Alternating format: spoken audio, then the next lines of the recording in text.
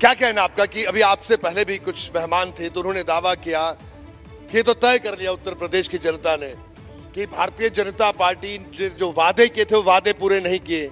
और खास तौर पे देखिए केशव जी, आपने जिस तरह से पिछले चुनाव की अगर बात करें, जब आप पार्टी के अध्यक्ष भी थे, हमने तब भी देखा, तब आप लोगों ने एक बड़ा महीन ताना बाना बुना, तमाम क्षेत्रीय दलों को अपने साथ लेकर आए, छोटी छोटी पार्टियों को अपने साथ लेकर आए। लेकिन इस बार ये प्रयोग समाजवादी पार्टी ने किया, तो इसे कितनी बड़ी चुनौती आप मानते हैं? देखिए, जो दावे कर रहे हैं उनके दावे अगर मैं याद दिला दूं कि 2014 से जो दावे कर रहे हैं, दावे 2017 में भी किए, दावे 2019 में भी किए, लेकिन हर बार दावों को जनता ने फेल कर दिया। 2022 में भी जो दावा कर रहे हैं 10 मार्च को खोजेंगे, खोजे नहीं मिलेंगे ये लोग। भारतीय जनता पार्टी 300 से ज्यादा सीटें जीत करके फिर प्रचंड बहुमत के साथ उत्तर प्रदेश में सरकार बनाएगी। और दावे तो तब तक करते रहेंगे, ये 7 तारीख के बाद दावा करना बंद कर देंगे, लेकिन 7 तारीख के पहले तो इनसे बड़ा 400 सीटें क्या हो, 403 नहीं कहे, यही कौन कम है। अन्यथा दावे इनके 2014 में क्या किया था, 70 सीटें से अखिलेश जी कहते थे जीत रहे हैं जी। कितने जीते? 5। 2017 में दावा कर रहे थे 300 से ज्यादा विधायक उनके फिर जीत करके आ रहे हैं, कितने जीते? 47। 2019 में बुआ भतीजे का गठबंधन हो गया तो वो तो माननीय प्रधानमंत्री जी को ही दिल्ली की कुर्सी से हटाने का निर्णय ले चुके थे, लेकिन जब रिजल्ट आया क्या हुआ? फिर हुआ परिवार सिमट करके रह गए और उत्तर प्रदेश में हम 64 सांसदों के साथ 51% वोटों के साथ फिर सपा बसपा लोकदल कांग्रेस सारे गठबंधन को धूल चटा दिया। तो कमल का फूल खिला था, खिला है, 2022 में भी खिला रहेगा। केशव जी ठीक है, ये आप पूरा बड़े आत्मविश्वास के साथ आप ये बात कह रहे हैं, लेकिन अखिलेश यादव से जब हम लोगों की बात हुई तो वो भी कह रहे हैं, वो भी इतने ही आत्मविश्वास से बात कह रहे हैं। उनका कहना है कि अगर भारतीय जनता पार्टी वालों को अगर हमारी रैली में आए हुए लोग नहीं दिखते तो हम क्या कर सकते हैं। श्री अखिलेश यादव जी की रैली आपने 2014 में भी कवर की है जब वो मुख्यमंत्री थे जी। 2017 में भी कवर की है जब वो मुख्यमंत्री थे, उनके मुख्यमंत्री रहते हुए चुनाव हुआ है। 2019 में भी जब बुआ भतीजे मिल गए उस समय भी कवर किया है और 2022 में भी कवर कर रहे हैं। लेकिन इसके आधार पर फैसले नहीं होते कि अगर कोई मंच पर आकर के खड़ा होकर के ये कहेगा कि 10 तारीख के बाद अधिकारियों से निपटेंगे, भाजपाइयों से निपटेंगे, गुंडागर्दी करके पहले से ऐलान कर रहे हैं जी, जबकि सत्ता के इर्द गिर्द नहीं है। अभी ये 2017 का आंकड़ा अगर श्री अखिलेश यादव जी और उनका गठबंधन दोहरा लेगा तो इनकी बहुत बड़ी उपलब्धि होगी जी। तो आप ये कह रहे हैं, लेकिन एक बड़ी बात जो इस चुनाव के मुद्दों की अगर बात करें, अभी ओम प्रकाश राजभर यहां पर थे, आपके पुराने साथी रहे हैं, तो उन्होंने कहा कि अगर हमें साथ ले लेते तो पक्का कमल खिल जाता, लेकिन हमें वो सम्मान नहीं दिया। बताइए।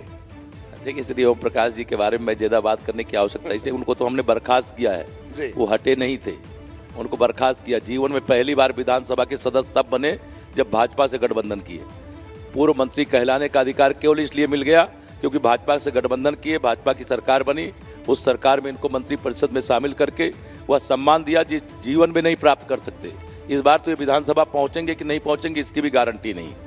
चलिए, ये आपका कहना है, लेकिन केशव जी अगर मुद्दों की बात करें, देखिए आवारा पशु, और खास तौर पे मैं जब हम देखते हैं अखिलेश यादव की सपा की जो सभाएं होती हैं तो उसमें बार बार बात कहते हैं कि जो ललका सांड है ये परेशान है, लोग इससे बहुत परेशान है।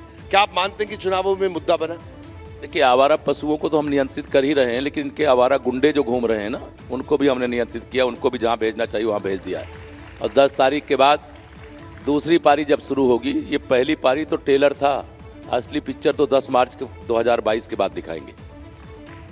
चलिए, आप बार बार ये बात कह रहे हैं 10 मार्च का इंतजार खैर सबको रहेगा केशव जी, लेकिन बनारस की बात करें, हम बनारस में आज बैठे हैं, काशी में हम बात कर रहे हैं, और 7वां चरण ये कहा जा रहा है कि अगर आंकड़ों के लिहाज से, क्योंकि देखिए पिछली बार का चुनाव जब आपने पूरे प्रदेश में प्रचंड जीत हासिल की, तो ये जो 7वां चरण है, 7वें चरण के ऐसे जिले हैं, चाहे जौनपुर हो चाहे आजमगढ़ हो, ये ऐसे जिले हैं जहां पर भारतीय जनता पार्टी का प्रदर्शन अच्छा नहीं रहा था पिछली बार भी, और इस बार ये कहा जा रहा है कि 7वें चरण में भारतीय जनता पार्टी फंस गई है। क्या कहना है आपका? ये हर चरण में भाजपा को फंसा हुआ बताते हैं, अकेले बिना कैमरा के बात करिए तो अंदर से इनकी दुखदुखी निकली हुई है, क्योंकि 10 मार्च के बाद इनको मालूम है कि इनका क्या होने वाला है। क्योंकि झूठ बोल करके गुंडों के बल पर, अपराधियों के बल पर, दंगाइयों के बल पर, माफियाओं के बल पर अगर कोई यह समझता है कि वो चुनाव जीत लेगा तो यह युग खत्म हो गया है। अब ये विकास का युग आ गया है, ये गरीब का युग आ गया है, ये किसान का युग आ गया है, ये नौजवान के उज्जवल भविष्य का युग आ गया है।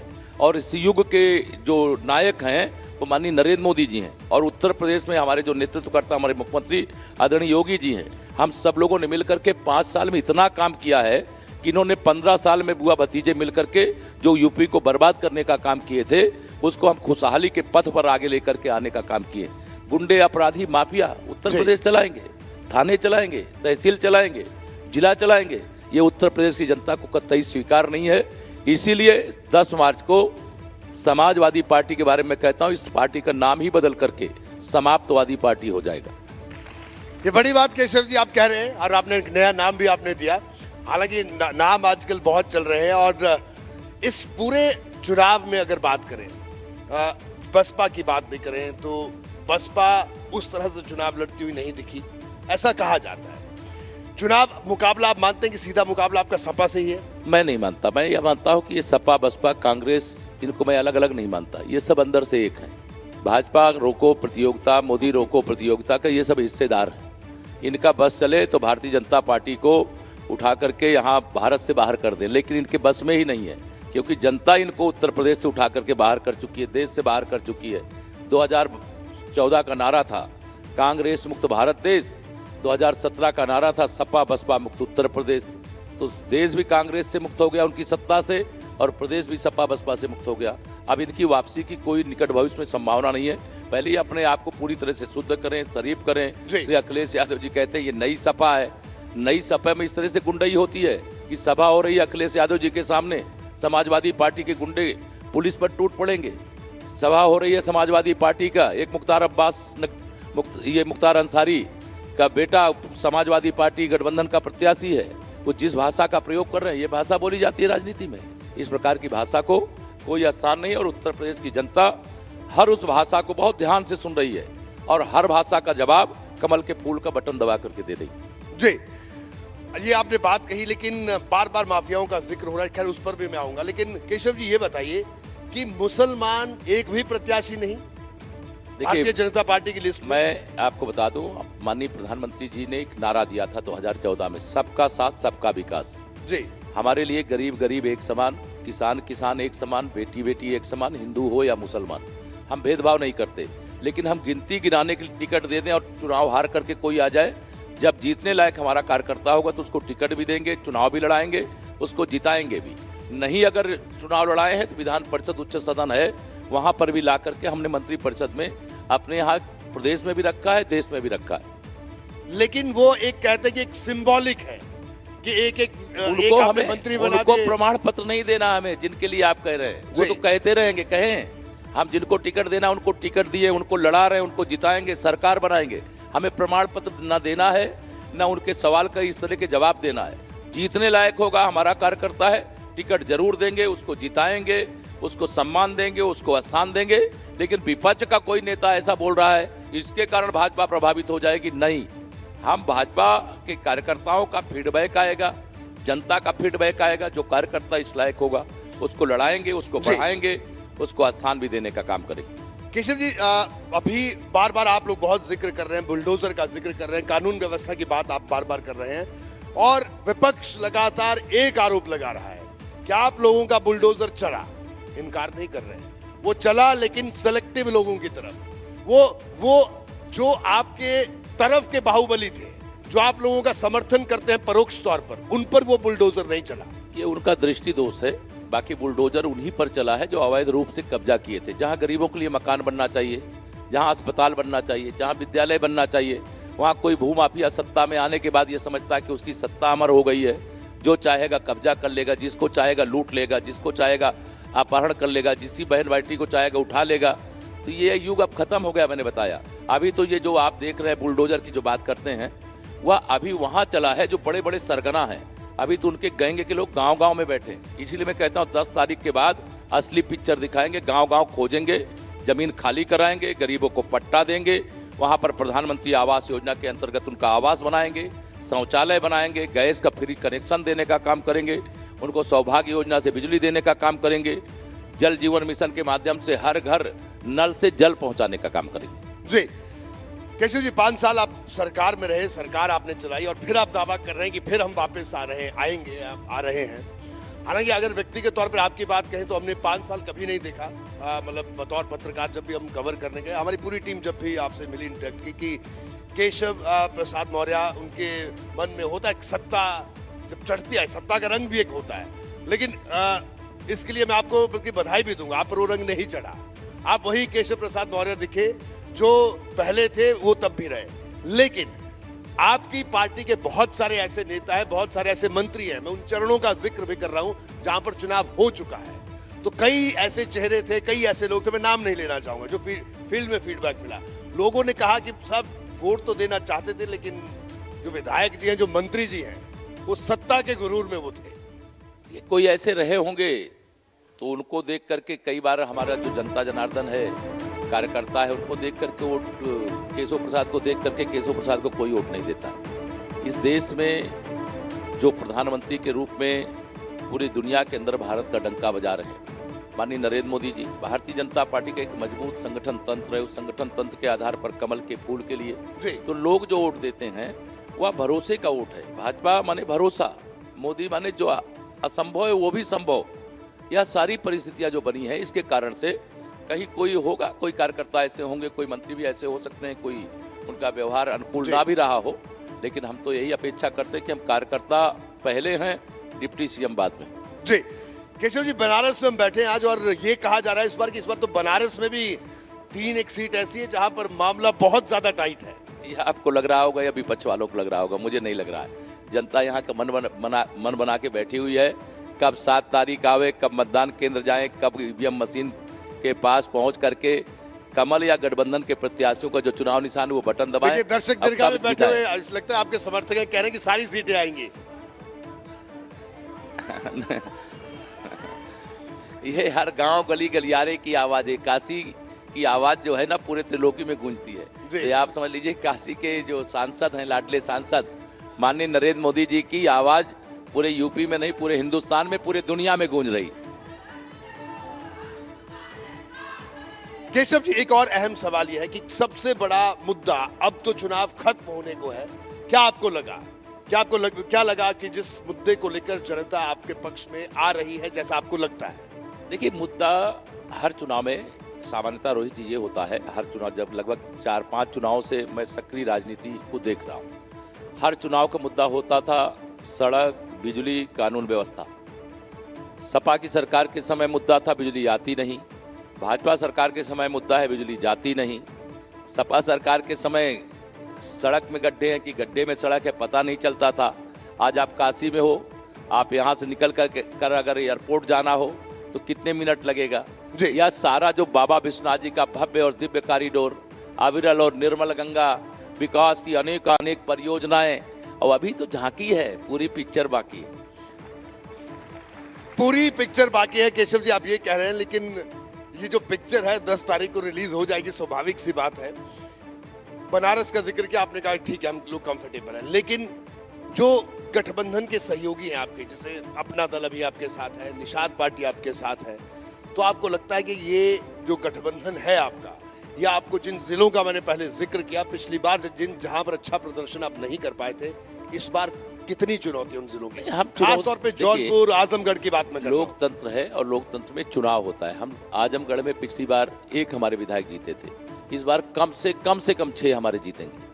मैं कल भी आजमगढ़ गया था, आज भी आजमगढ़ जा रहा हूं, कम से कम 6 जीतेंगे। जौनपुर में हमारे 9 सीटें हैं। 9 सीटों में से पिछली बार हम बदलापुर जीते थे, हम जौनपुर सदर जीते थे, हम जाफराबाद जीते थे, 3 हमारे विधायक जीते थे। इस बार कम से कम 6 जीतेंगे गठबंधन के साथ। तो यह जो बड़ा बदल है वो इसलिए बदल है कि लोग गुंडों को नहीं चाहते, अपराधियों को नहीं चाहते। अपराधी सरकार तो छोड़ो, अपराधी विधायक भी कोई नहीं चाहता। एक विधायक बनने का मतलब है कि वो अपराधियों की गैंग को संचालित करने का काम शुरू कर देगा। लोग सुकून की जिंदगी जीना चाहते हैं, सब कुछ मिल जाए, उनकी जान की ही सुरक्षा नहीं है। कोई क्यों चाहेगा ऐसी सरकार को, ऐसे विधायक को, ऐसे सांसद को? इसलिए भाजपा के पक्ष में जो भारी जन समर्थन है, वो जन समर्थन कानून व्यवस्था भी एक बड़ा फैक्टर है। केशव जी, मेरी प्रियंका गांधी वाड्रा से बात हुई, उनके एक इंटरव्यू में बात हुई 2 दिन पहले, तो उनका कहना था कि मैंने बात की कि कानून व्यवस्था की बात आप लोग कर रहे हैं, तो उनका कहना था कि आप लोगों के पास कहने के लिए कुछ नहीं है, आप लोग रोजगार की बात नहीं करते, आप लोग नई भर्तियों की बात नहीं करते, इसलिए बार बार आप लोग इस चुनाव को अलग जगह हिंदू मुसलमान बना देना चाहते हैं और आप लोग बार बार ऐसे जुमलों की बात करते हैं, बुलडोजर का जिक्र करते हैं, इस पर क्या कहना है आपका? इतना ही कहना है, कांग्रेस वाले के पास जो फोटो खिंचाने वाले बचे हैं वो बचे रह जाए उनके पास, उसकी चिंता करें, बाकी चिंता हम लोग कर लेंगे। जी, तो आप ये मान के चल रहे हैं, लेकिन अगर सीटों के लिहाज से केशव जी देखा जाए तो ठीक है, 300 पार स्वाभाविक सी बात है, हर पार्टी को कहना भी चाहिए, दावा भी करना चाहिए, लेकिन क्या केशव जी देखिए, मैं ये बता रहा हूं कि पिछली बार की तरह स्थिति इस बार दिखी आपको क्या चुनाव में? पिछली बार से अच्छी स्थिति है, क्योंकि 2017 में तो हम ऐसा करेंगे कह करके आए थे, और 2022 के चुनाव में जब हम हैं तो हम ऐसा करके दिए हैं। इसके आधार पर विश्वास हमारा बढ़ा है, इसलिए हमारे समर्थन में वृद्धि हुई है, इसलिए ये सब सारे विरोधी गठबंधन करके भी पीछे जा रहे हैं। केशव जी, आप, मैं नहीं जानता आप उनका, मैं तो चेहरा ध्यान से देखा नहीं, अभी जो आपके पास इंटरव्यू में आते हैं उनका चेहरा ध्यान से देखिएगा, वो चेहरा ही हारा हुआ लग रहा है। जी केशव जी, आपके जो पार्टी है, इस पार्टी को कवर करते हुए मुझे भी सालों हो गए और मैं बड़े करीब से आप लोगों की वर्किंग देखी। आपका जो कार्यकर्ता है, ठीक है, आपका कार्यकर्ता बड़ा समर्पित है, आप लोग भी कहते हैं, लेकिन जो आपका कार्यकर्ता वो बहुत ज्यादा टची है, बहुत इमोशनल है, और जब उसको लगता है कि कार्यकर्ता की अनदेखी हुई तो ठीक है, वो विरोध में तो नहीं आता है, वो घर में बैठ जाता है। आप और चिंता मत करिए, इस चुनाव में आप क्या कहना है? विश्वास रखिए, वो हर कार्यकर्ता को मालूम है कि मुख्यमंत्री योगी आदित्यनाथ जी से लेकर के केशव प्रसाद तक लखनऊ में भी बैठा है, जहां पर भी उत्तर प्रदेश में कहीं से भी कोई कार्यकर्ता, अपने को मैंने सब जगह कहा था, आज भी कह रहा हूं, आपके मंच से भी कह रहा हूं, चुनाव के बीच में कह रहा हूं, कोई कार्यकर्ता अपने को डिप्टी सीएम से कम ना समझे, और ना वो समझता है, और उसको समझना भी नहीं चाहिए, क्योंकि हमारी नजर में संगठन सरकार से बड़ा होता है और संगठन का कार्यकर्ता बहुत महान होता है, बिना कुछ पाने की इच्छा के वो समर्पण भाव से काम करता है। यह सही है कि कई बार कोई सोचता भी नहीं है कि वो कभी विधायक, सांसद या मंत्री बनेगा, लेकिन वो विधायक भी बनता है, सांसद भी बनता है, प्रदेश और केंद्र सरकार में मंत्री भी बन जाता है। ये भारतीय जनता पार्टी में ही हो सकता है, क्योंकि हमारी पार्टी परिवारवादी पार्टी नहीं है, हमारी पार्टी कार्यकर्तावादी पार्टी है, जहां सबका साथ, सबका विकास ही नहीं, सबको साथ में लेकर के सामाजिक समीकरण का सबसे शानदार गुलदस्ता अगर किसी राजनीतिक दल के पास है तो भाजपा के पास है। जी, तो केशव जी, इस बार जब सत्ता में अगर आए आप, जो आप दावा कर रहे हैं, निश्चित ही आएंगे, उसको लेकर कोई भ्रम नहीं है मुझे। चलिए, अगर आते हैं तो प्राथमिकता इस बार क्या होगी? हमारी प्राथमिकताएं पहले से ही तय, सबसे पहला तो सुशासन, सबकी सुरक्षा हमारी प्राथमिकता है। जो गरीब आदमी, जो समाज में सबसे पीछे छूट गया, जिसके पास कई ऐसी जरूरी सुविधाएं हैं जो आजादी के 70 साल बाद भी नहीं पहुंच पाई थी, हम लोगों ने पहुंचाने का निरंतर काम किया। जो बकाया है, जैसे किसी के पास अपना अभी पक्का मकान नहीं है, तो प्रधानमंत्री आवास योजना के अंतर्गत उसको पक्का मकान बना करके देंगे, उसके घर में शौचालय बनवाने का काम करेंगे, उसके यहाँ प्रधानमंत्री उज्ज्वला योजना का कनेक्शन देंगे, उसके यहाँ इलाज के लिए 5 लाख रुपए तक की सुविधा वाला आयुष्मान कार्ड देंगे, उसके यहाँ हम सौभाग्य योजना से बिजली लगाएंगे, और हर घर नल जल पहुंचाने की जो योजना है वह जल भी पहुंचाने का काम करेंगे। हर घर के कम से कम एक सदस्य को रोजगार भी उपलब्ध कराने का काम करेंगे।